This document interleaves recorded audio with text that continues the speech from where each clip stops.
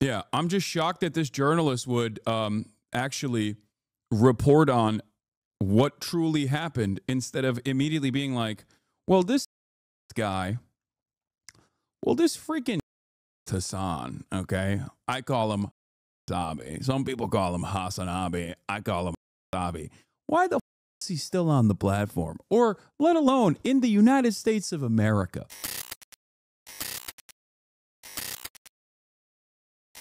Isn't the reason you want Asmongold on stream with you just so you can get him banned again? You think I got him banned last time and not what he said on his stream? What? No.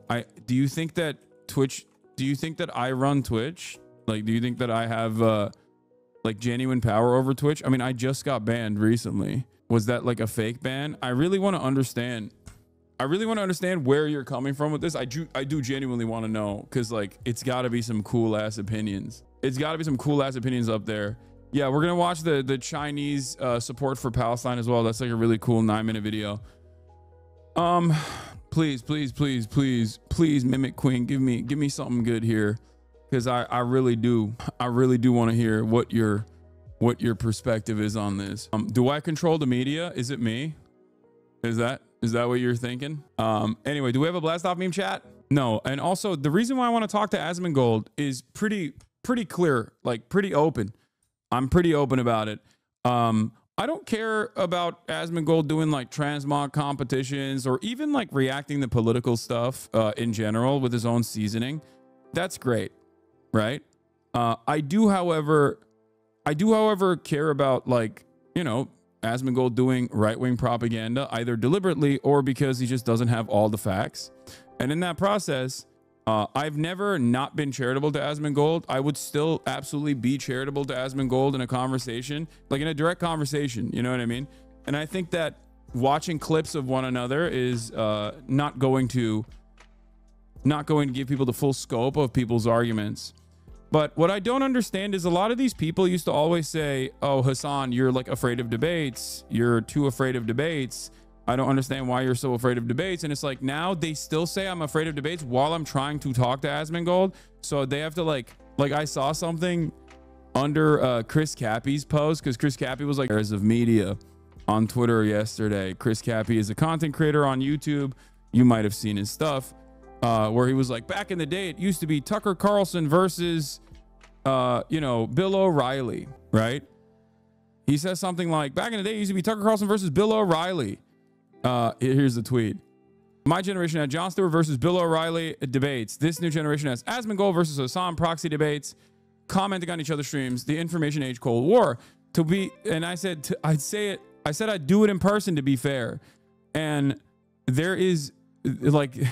This is the funniest response to that. This is what I saw in response to that. The Hasan system, the proven method for handling criticism: hide, ignores critics' content to obscure their argument, alter, drastically misrepresent their opposing view, strawman. Also, I look pretty hot in this, so thank you. Once again, my haters like making me look hot. Strawman, attack the misrepresentation by grouping critics with deplorables, avoid, debate only weaker opponents, not the original person. Name call, label frustrated opposition is crazy or obsessed to discredit them. Now, what's really interesting about this is I think it's projection, but also it kind of fails because, like, there are a lot of right-wingers that I openly will say I want to debate, right? Like Ben Shapiro, Steven Crowder, Charlie Kirk. And what is really funny about it is that this basically demonstrates how stupid you are. You have to be as a Marine Corps veteran, because this is me literally saying I would talk to Asmongold in person, and you're just like, nah, dude, I bet you're running away from him. Like, it makes no sense. But hey, thank you for keeping a sexy photo of me in your phone. That's nice. Blast off, Gavin Newsom, and this is Daryl Cooper. That's funny. That's meta. God damn, that Daryl Cooper stuff it was a little shocking, I will say. There is a real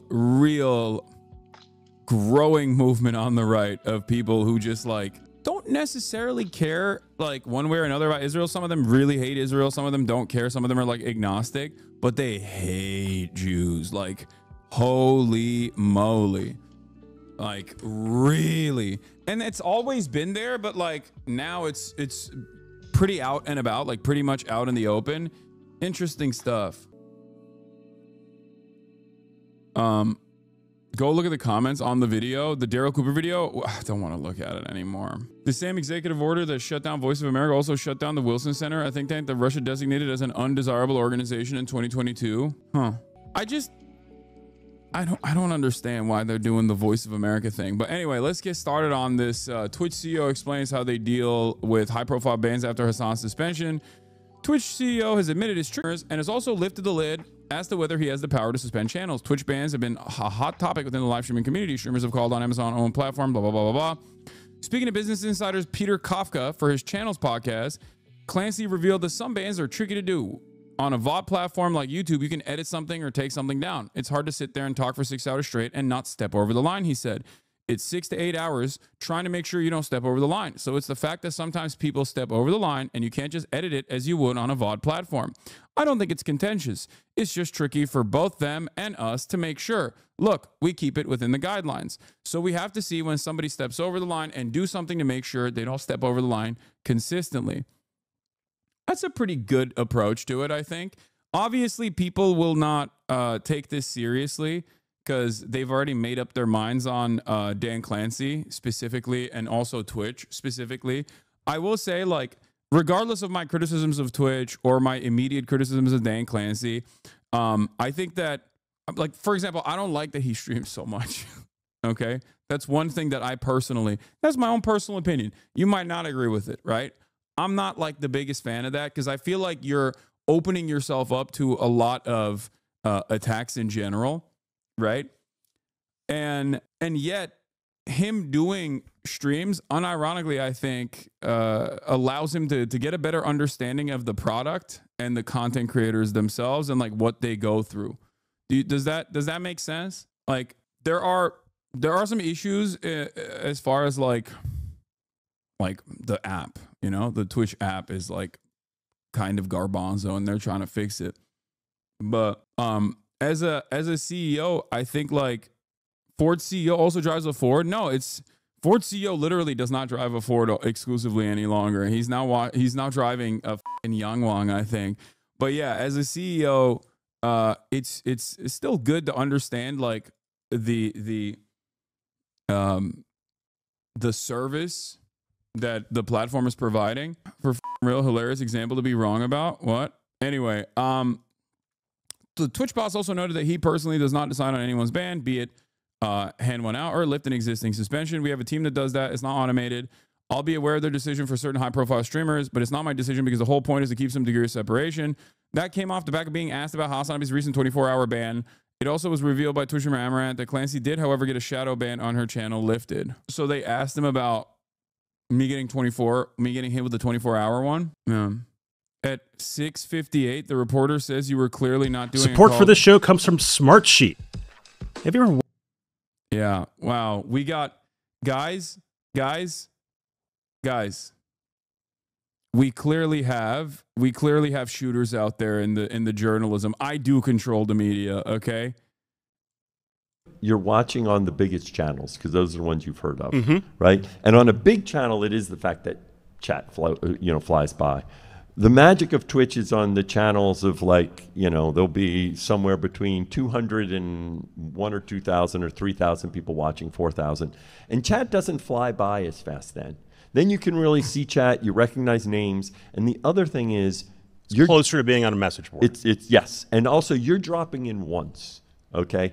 Part of it is you come again and again. And the analogy I often use, now I'm playing to my own generation, is back to the TV show Cheers. I'm familiar. Where everyone knows your name. And you show up in a chat room that you go regularly, and everybody screams out your name if you haven't been there for a while and says, Norm, where you been? Yep. Right? And you feel like you belong. And that they're happy to see you. Always glad you came. One of your biggest streamers, Hasan Piker, someone I'm familiar with. I've interviewed him. He's got a caustic edge to him. Yep. He was recently suspended on Twitch. That's cool. He was making. That's a cool way to. Damn. He said I got a caustic edge to me. I like that. Damn. Journalism is not dead, folks. Wow. This guy. Let's see what he says. Point about healthcare. He was sort of extending a metaphor that involved Rick Scott, the U.S. Senator. He wasn't calling on people to kill Rick Yep, Scott. yep. But he's making a metaphor. He was suspended. Apparently, he's been suspended multiple times. First of all, how does that work? How do you get suspended at Twitch? Do you get... Damn, I can't believe an adult in the media who... I cannot believe that an adult journalist in the media who has spent a good deal of time studying communication, using language, covering the news, did not have the same exact attitude as like a Libs of TikTok or a Asmongold on this issue. But of course, those are the guys who are gay and woke and wrong, and the based patriots are the dudes with YouTube channels. And it's not just Asmongold. I'm talking about like the way that a lot of Americans approach this issue nowadays, and their media consumption is like, no, every single person that's a fucking nerd is wrong. And you know, they're just like, they have a secret political perspective and they're woke, and that's why they're sheltering this person. Interesting. All right. HasanAbi, renounce your citizenship. No, if U.S. is so bad. I'm good, man. Thank you, though. Thank you for the suggestion. Yeah, I'm just shocked that this journalist would actually report on what truly happened instead of immediately being like, well, this terrorist guy, well, this freaking terrorist Hasan, okay? I call him HasanAbi. Some people call him HasanAbi. I call him HasanAbi. Why the fuck's he still on the platform? Or let alone in the United States of America? As a journalist for Business Insider, I say, get him out of here. As a matter of fact, get him all out of here. Are you actually surprised, though? You apologized and admitted the words were hyperbolic? No, I was never surprised for being banned.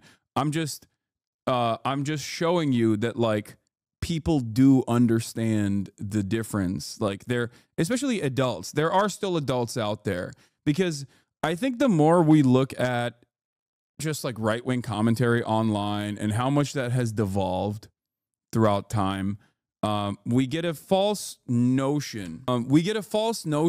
That, or a false sense of reality that like everyone is incredibly stupid, right? And I don't think that's the case. I think that there are still intelligent people out there, and you can't like lose sight of that. You can't forget that there are normal humans out there who also look to like Elon Musk Sig Heiling and don't immediately rush to defend him. There are plenty of normal people who see that and go, oh, that's it. I'm done. I'm writing this guy off. There are normal people out there who are still intelligent, careful, considerate, maybe not like super knowledgeable on an issue, but don't immediately just like fly off in the most reactionary perspectives. That's what it is, right? We need to remember that. We need to remember that there are people like this in the media. There are people like this all around us. And I think I sometimes lose sight of that because I've read too much Asmongold comments. You know what I mean? Like Asmongold YouTube comment section. And I think when you stare into that darkness for an extended period of time, you end up developing a false interpretation of like what our fellow citizens are like. Not to say that there aren't truly people like that, and those numbers are growing, especially online, where there's just like an incredible amount. There's a definite like crisis of intellect, a crisis of critical thinking, a crisis of nuance in this country, for sure. But I do think that, you know, it's not as severe as we think it is. Living in a hate pit versus a hug box. Yeah. Are you going to talk about the U.S. Yemen military op from today, or did you already cover it? Dude, can you calm down? I will. Yes, it's right here. U.S. launches broad attack on militant sites in Yemen. I know. Trump is doing the same thing that Biden did, which is just like, let's just bomb Yemen again, just one big hurrah. It'll work this time. Yeah, Mr. Peaceful Dove, dude. Mr. I'm going to handle this whole Israel stuff in a day. I'm going to handle Russia in a day. We'll get to that. Okay, this is seemingly get involved when it's a high-profile person? Is this automated?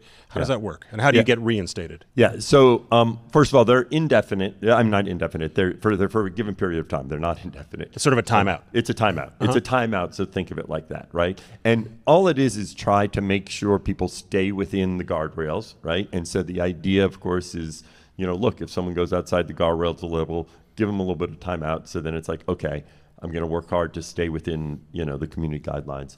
And we have a team that does that. It's not automated. You know, I'll be aware of their decisions for certain high profiles, but it's not my decision, because the whole point is to keep some degree of separation, right? Where they're trying to make what is a consistent decision on the platform. And it seems like it's an ongoing theme for many of your big name folks, that they constantly are sort of, not constantly, but often are pushing the limits, getting in trouble, getting booted, getting reinstated. And then there also seems to be sometimes a question of, did the streamer say something? Was it one of his fans saying something? Was it someone off camera saying something? How do you? Yeah, I think it's like Twitch still as a medium is somewhat new, right? And a lot of normies don't entertain the idea of like tuning in to a broadcast for like 6 to 8 hours a day. So they have no way of comprehending how you can easily manipulate language and take advantage of the nuances of any kind of statement, let alone political statements. That's pretty much it. It's just like, it's very difficult to fully understand what a person's perspective is when they're talking about political issues for 8 hours, 10 hours a day, and then you're just reading what they have to say through 12-second clips. It's just not. You're never going to understand a person's perspective that way. It's virtually impossible. And because people don't really know what this medium, I think a lot of people get duped. I get duped. And I'm in this field, you know what I mean? I'm in the heart of this, and I still get duped sometimes. Like, I'll give you a high-profile example of this. There's that guy, the Black Captain America or whatever. Like, there's a tweet out there with like 100,000 likes, and I didn't even see what he actually said. Was it Anthony Mackie? Hold on. I think why your rage responded. Oh, here it is. Like, this is what I want to show you in terms of context, in terms of like how we operate, right? Anthony Mackie has a 1 minute and 45-second response here where he talks about, I guess, like masculinity. And this person said, it feels so real to finally be being given a reason to hate him. Pivot podcast. For the past 20 years, we've been living through the death of the American male. They've killed masculinity in our communities. At Anthony Mackie, right? Star actor Anthony Mackie has soared to the highest levels of Hollywood, but one thing he really doesn't play about is raising his boys to be young men. He talks to, okay, when I saw official Crowder, I was like, Steven Crowder, what the hell? He talks to these people about how he keeps them humble. He brings them up with respect and responsibility, but strays from society's trend of what they are trying to make young men think and feel, right? So let's hear what he had to say and whether he worded this or weirdly or not. And we'll see if he was clipped out of context. I keep my boys humble. Like, my boys have never had a pair of Jordans. You know, my boys don't do all that internet fly shit. I'm like your kids. None of this is controversial so far. He's literally just saying that he doesn't like the flashy, he doesn't like the flex culture that he sees, especially for younger generations online. I agree with that 100%. Let's see. And no, I don't give a, I could be the biggest star in the world. Do not let me catch you being stupid. Mm-hmm. Do not. And my oldest gets it. My 15-year-old, he tells the other ones, he's like, yo, don't make dad mad. Because once you get one that's right, he gonna straighten the other ones out. Mm-hmm. So it's just that thing of, in the past 20 years. This is such a funny, this is like the most old head podcast, by the way. It's like, I don't know anything about this podcast, but it's like, as soon as it panned over to the host, I'm like, oh, this is amazing. We've been living through the death of the American male. They have literally killed masculinity in our homes and our communities for one reason or another. But I raised my boys to be young men. And however you feel about that, you feel about that. Right. But my boys will always be respectful. They will always say, yes, sir, yes, ma'am. No, sir, no, ma'am. They will always say thank you. They will always open the door for a lady. They will always make sure that their mother is taken care and provided for. They will always be men. And that's always since they were 2 years old. Every time I left for a job, I tell my 15-year-old, you're the man of the house. You make sure these doors are locked every night, this alarm is on, you text me or you call me every night before you go to bed and you wake up. I love that. Because we're men. If I'm not there to protect, he got to be there to protect. Because you can have all the money in the world, climb through the window, that money means nothing. Right. You can have all the celebrity in the world, jump through the door, that celebrity means nothing. Yeah. So you got to have a little guard in there, you know? And so for me, it's always that idea of American masculinity is very different. Hold up. Okay, so it comes across as like kind of right wing, right? And apparently the context of this, like it's not that controversial, like what he's saying, but immediately, like if you are tuned in to that frequency, if you know what like right wing commentary and right wing statements look like, yeah, it's understandable that people will go, oh, he's talking about like male bravado, like the pussification of like American men, like because when you make a statement, there are a lot of things that you're not saying that you're operating off of, like underlying premises that you're operating off of, and that leaves a lot of room for interpretation for people. And if people are conditioned into recognizing right-wing sentiment, they hear this and they go, oh, this guy's a fucking real right-winger. Like, what do you mean? He's doing the classic, like, oh, kids are gay now. Now, what is ironic about this was that what he was actually talking about, apparently, because I saw someone else show the full context of the conversation, was literally about unlearning homophobia because he has a gay brother, and he also personally played the role of a gay man. Like, so he's not like the conversation. Yeah, this is the thing I saw. Yeah, if you bother to watch the whole interview, you'd hear Anthony explain how he stepped out of his comfort zone to play the role of a gay man early in his career to understand his gay brother better and not repeat the same homophobic attitudes he grew up in the South. Like, it's just what's interesting about it is like this happens in every medium. This is just like a cultural thing that we all love to do. We hate when our enemies do it or our perceived ideological interlocutors do it. And then we love doing it ourselves. And sometimes we earnestly get duped by this stuff. We earnestly get duped by this stuff. We get clip chimped. It's basically the equivalent of not just clip chimping, but like simply in the old version of it, reading the headline of a news article and not reading the rest of the article and not realizing that like the headline of the article actually left a lot of stuff out, right? It's like if you only look at New York Times headlines, especially on an issue like Israel, and not like the rest of the articles where they bury the lead pretty far down the article, you're like, oh, Israel has not done anything wrong. They're the most moral nation on the planet. Sometimes they mess up a little bit, but overall they're trying their best, right? And it's like, that's how it works, right? Yeah, so if you guys remember and then there's obviously the other side of this where you got Captain America, they've killed masculinity.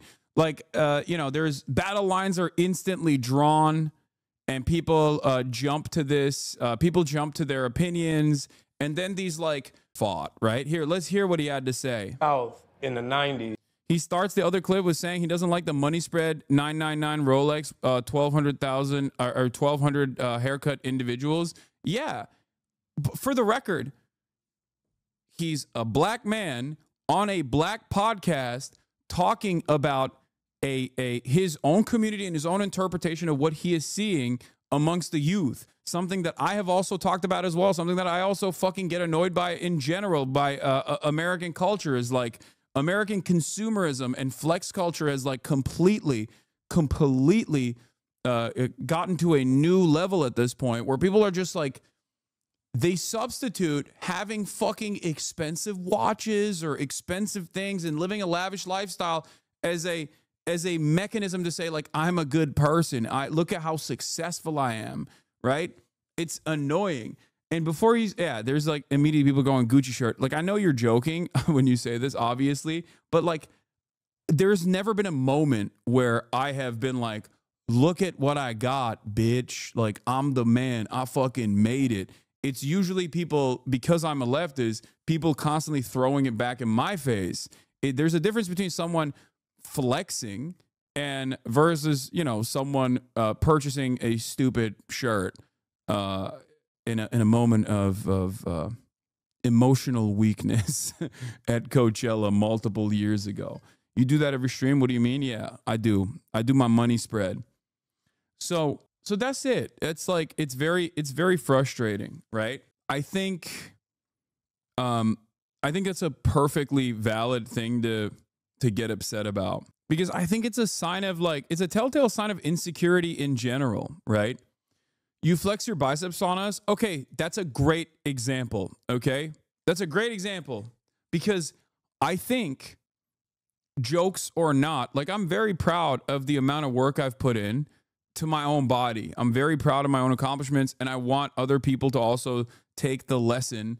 And that's why I like talk about my workouts, talk about my diet, talk about fitness in general, because I want to hopefully influence people positively and get them also to do the same thing. But even then, flexing your fucking biceps is like, well, yeah, you worked on it. You know what I mean?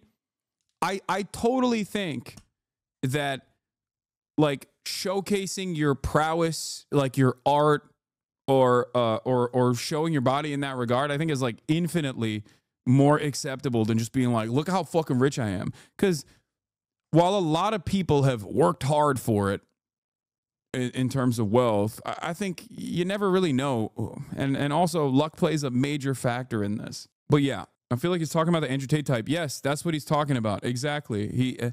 There is a real annoying culture, especially among the youth, that looks to guys like Andrew Tate and doesn't recognize the insecurity that these guys have, because if they were secure with themselves, like, they wouldn't constantly be talking about their Bugatti Veyron, right? Like, only insecure people do that. In the 80s, you grow up homophobic, sexist, and racist. Like, we talking about the 80s and the 90s. That's just a fact. You know what I mean? So when I got to school, my roommate was gay. Like, I didn't know how to deal with that. Like, my brother's gay. I didn't know how to deal with that. So being a man, I used my art to better myself. I played Perry so that I could understand my brother better. So I could understand my friends better. Going to art school, a bunch of my friends were gay. You know what I mean? Like, when I was a kid, we had a record label. We had the first gay rapper. Nobody gave a f. You make good music, nobody care. You know, Big Frida is famous here for sure. Like, you think this guy's like a right-wing reactionary? I don't think so. Especially, like, a lot of people rob others of their social development, their world experiences. They never look to, like, how a person got to the position that they got to, right? Like, that's really interesting. That so many people will be like, well, I grew up sheltered, you know, I grew up in New York to, like, woke ass parents, and I expect everyone to arrive at my worldview and my position instantly out of the womb. And it's like, of course, that's not going to be the case. You have to look at these things. You have to be. That's why I always say, be normal, be a human.